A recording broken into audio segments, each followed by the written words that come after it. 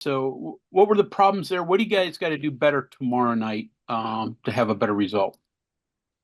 Yeah, our defensive rebounding wasn't good enough in that game, and then just our defense in general in the second half. I mean, they shot 66%. You're not winning games allowing that type of efficiency, by an opponent. So those are the two things that we've been doing a pretty good job with those two areas, but we didn't in that second half especially. So, what kind of pressure does Kansas State put on you in those two particular spots? Yeah, I think the biggest thing is this, Hawkins as kind of a point forward type. They're going to utilize him in pick and pops, and then they play a lot with him posting kind of in that mid range, 15, 17 feet, and then they force you to make decisions if you want to double or how you're going to try to keep him from getting to his spot. So, and he's such a willing passer, it makes things a little challenging. John Antonio. Hey, Coach, when you're dealing with size, is it as a matter simply of movement, getting the bigs moving around? Is that how you can get more offense? Is it as simple as that, or is there more to it than just that? There's some of it. It's getting them moving around. It's also what are the guys that we have on that side of it? What are they good at? And how can they be successful in Hmm. the offensive side of things? So that's the part that we're continuing to try to figure out new ways to get better opportunities for different guys. One more thing on those two bigs, can you rim run them, or are they pretty good up and down the floor?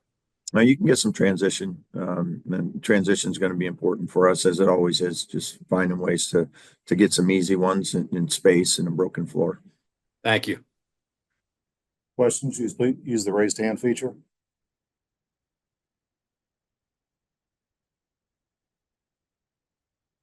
Greg. So, I'm sure you get tired of the same questions, but you got to keep asking them. So, anything new on Tucker? And then I haven't even seen Jaden in the last couple games. So, any status update on him? No, nothing new on either one. Abby. Coach, you guys have had quite a few wins over top ranked teams this season. I know you guys are in the rankings, but what do you think's been the biggest factor to some of those quote unquote upsets? I think our guys have played incredibly hard in those wins. I think they played together, and that's been our kind of our formula for most of the year. And when we've been able to do that, we've had some success. And some of the nights where we don't quite have that, it's been a little bit more of a challenge for us. Cody. Yeah, hey Darren. I'm just, obviously Kansas State's not having the year they were hoping for. They're in a bad losing streak. When I look at their numbers, there's no red flags like, oh, they're terrible at this. So just what's leading to all their problems recently? Yeah, I think when you look at them, especially in Big 12 play, outside of the Houston game, like their games have come right down to the wire. They've been right there, led at Kansas, at Texas Tech at home, at Baylor, down double digits on the road, beat Cincinnati at home. So they're right there. They just haven't had the wins to show for it. But I think they're a really talented team, and they as we said, present a lot of problems for you. Justin. Hey, Coach. With Hawkins, obviously he played at Illinois last year. You got two kids from Illinois and an assistant coach. How do you scout him? Do you maybe get more of a detailed report because of those situations than you maybe would have normally in a regular situation? Yeah, I know those guys know him well. They know all each other well, so they're getting the same scouting report on our guys. So, Sure. but certainly got a good feel for what he likes and type of player he is, and where it's likes to get his shots from and those type of things. He's had monster games and then games where, 7, 8 points and just not. So, what do you like when he's good? What makes him good, and when he's off, what's kind of been the struggle there? I think what makes him good is just his versatility, because he can shoot it and he can shoot it from deep. And then his ability to go post. So, kind of like us with the pick and pop five, they use him more as a four, but still put you in some tough spots of if you're going to switch it, he's going to take you down the post with a little guard and now you've got to come bring some help most of the time. And he's such a willing passer that now it makes those guys on the backside, really efficient from a just catch and shoot standpoint. So I think overall it's just his versatility to shoot and post and pass, and that's what makes him so difficult to stop. The games he hasn't, been as productive, I can't say for sure, one way or the other. I think it's like a lot of times you just missing shots and doesn't, get those numbers up there the way he normally does. But in Big 12 play, he's their leading scorer. I think almost 13 points a game. So and leader in assists as well. So that gives you a little idea of how important he is to him. Thank you, Coach. Mike?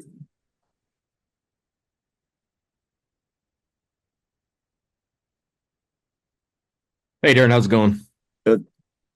When you are watching games or maybe even scouting teams, I have no idea, but maybe now more than ever, can you tell that a team has played together, that there's chemistry, and then maybe there is still a getting to know you phase among coaches and players or players and players?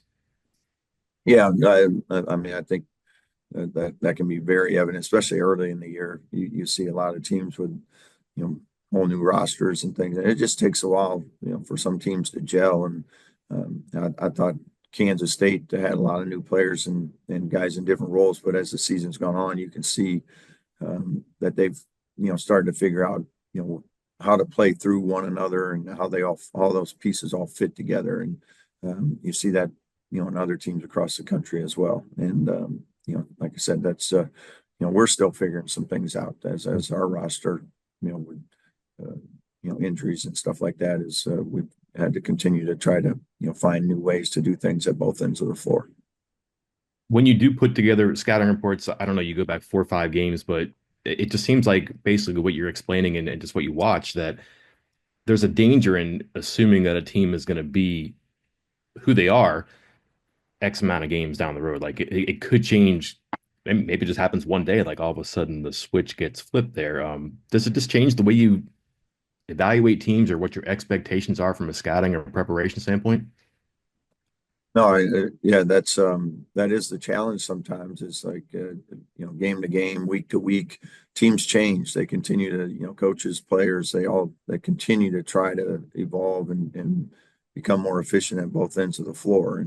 And sometimes it might be something you do for a couple of days in practice that just clicks, and now you have it and you feel like you got something. So, but we from a scouting standpoint, we go pretty far back. I mean, and then even looking at, last year's numbers of kids, like what did they shoot last year? This year, hey, they're not shooting a high percentage, but last year they were a 40% shooter. So, treat them with that type of respect to make sure that, you're not making a mistake there because they're in a little bit of a shooting slump for whatever reason. And then you've been really complimentary of the way your team has come together for just personality purposes, character purposes, but the basketball sense. I know you can't project in other teams, but what has worked for you all on the floor, games or practices where so many new parts have produced a very successful season so far? Yeah, we have a great group of guys. I mean, the locker room's easy. They're all willing learners. They're all work hard. They're great teammates for one another. So I think when you watch us play, even the nights that we're doing well, and even the nights that it's a struggle, like our group is pretty connected. For the most part, they're giving everything they got to help us win collectively as a unit, and that's part of the reason we've had some success. Thanks. Ryan? It seems like it's on the defensive end where K-State has struggled. I think more so this year, like especially teams are shooting a really high percentage against K-State, both overall on the floor and then from three-point range.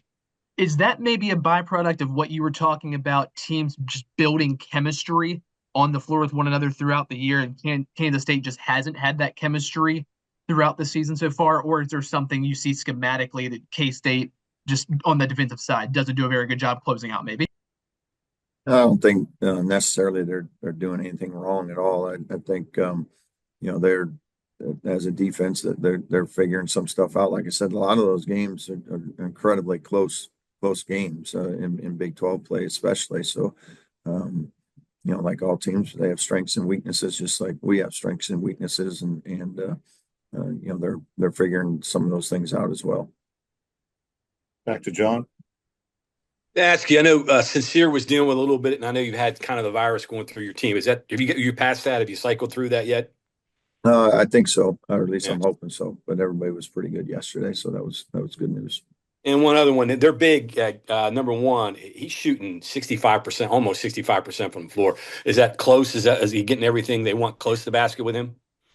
He gets a lot of it, pretty close to the rim. I mean, he can do some other things. He's pretty versatile. He can put it on the deck and go make plays. So he'll face you up from 12, 15 and go make a play. Now he ends up, fairly close to the rim, but he's had a really good year for him. Very efficient.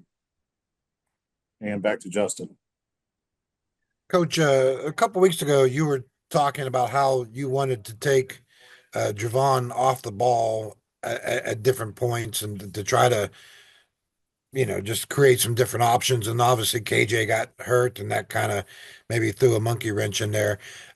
With KJ back now, are you still kind of maybe toying with that idea of taking Javon off the ball? Because obviously these teams are just going after Javon, and I'm sure you want to counter that somehow. Can you just kind of take me? I know you can't talk strategy a whole lot, but can you just kind of take me through that process of what you can do differently with Javon, in these remaining games? Because I imagine a lot of teams aren't going to change their strategy on how they defend him. Yeah.